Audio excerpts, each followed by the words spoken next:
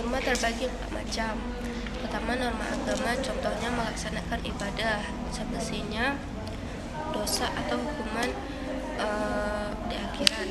2. Norma hukum, contoh tidak boleh mencuri, sanksi di penjara.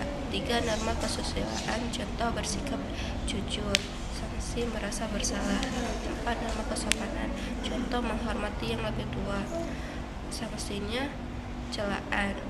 2. Sistem hukum di dunia, yaitu civil law atau hukum sivil. 2. Common law, hukum adat Inggris. 3. Hukum adat. 4. Hukum agama. 3. Pengertian asas dan peran asas. Asas hukum adalah dasar-dasar umum yang menjadi landasan dalam pembentukan hukum dan pelaksanaan. Penggolongan hukum dapat dibagi menjadi beberapa kategori berdasarkan kriteria. Pertama, hukum berdasarkan sumbernya.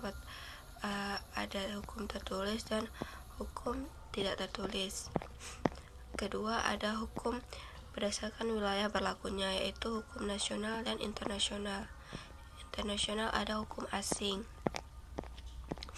Ketiga, hukum berdasarkan waktunya, yaitu ius constitutum atau hukum positif.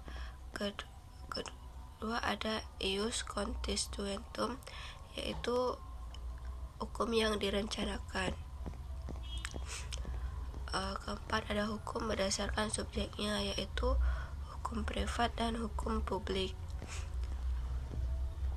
Kelima, ada hukum berdasarkan bentuknya, yaitu hukum material dan hukum formal. Keenam, ada hukum berdasarkan fungsinya, yaitu hukum imperatif dan hukum dispositif.